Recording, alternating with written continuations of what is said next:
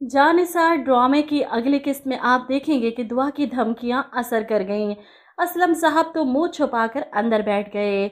ऐसे में दुआ की मां डर रही है कि तुम्हारा बाप पता नहीं मेरे साथ क्या कर गुजरे। जिस पर दुआ चिल्लाती है, किसी में इतनी हिम्मत नहीं कि मेरी मां को कुछ कह सके। वो ऊंची आवाज़ में अपने बाप को ही सुनाती है।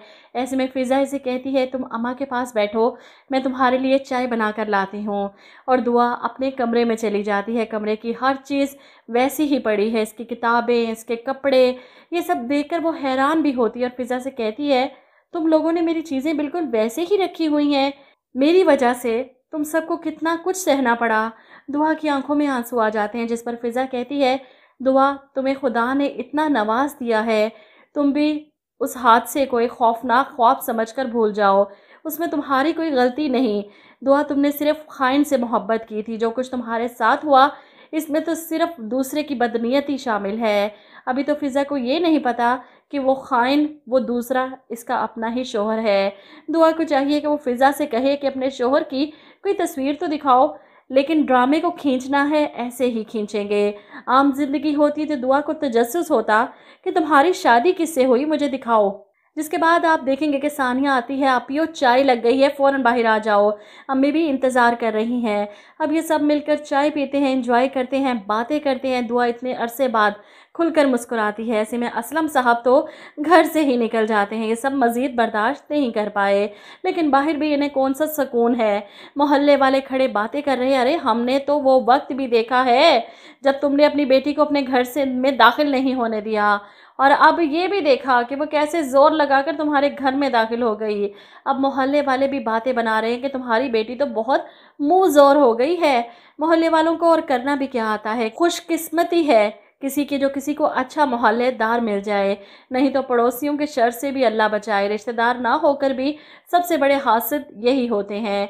इधर दुआ मसरूफ़ थी अपने घर वालों के साथ, और वहीं दूसरी तरफ फ़रा ने जान अजाब बना रखी है नौशेरवां की। हॉस्पिटल तक तो पहुंच गई, सिर्फ नौशेरवां पर प्रेशर डालने के लिए, ताकि वो इसकी बात मान जाए।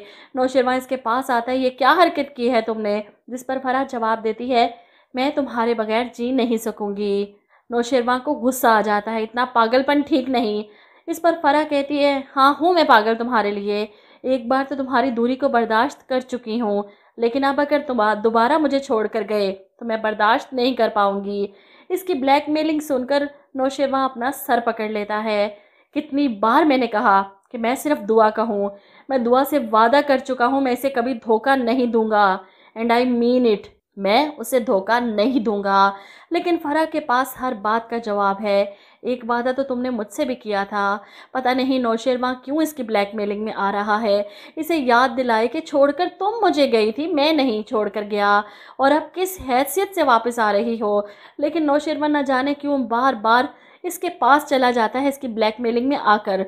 इसे ऐसे लगता है जैसे इसके अपने दिल में खोट हो, वरना मर्द अगर फैसला कर ले तो अपने फैसले से पीछे नहीं हटता।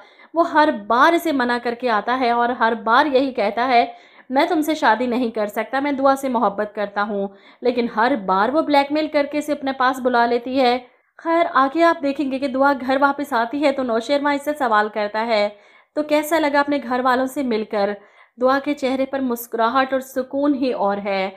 वो इस लम्हों को याद करती है। नौशेरवां से कहती है, कल की दुआ बेनाम कम हैसियत थी, आज जो मकाम मुझे मिला है वो सिर्फ आपकी वजह से मिला है।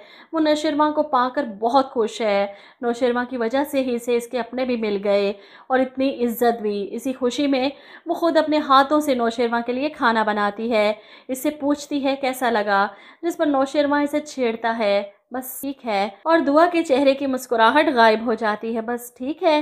नौशेरवां जो इतना सीरियस होकर इसे छेड़ रहा था, मुस्कुरा देता है।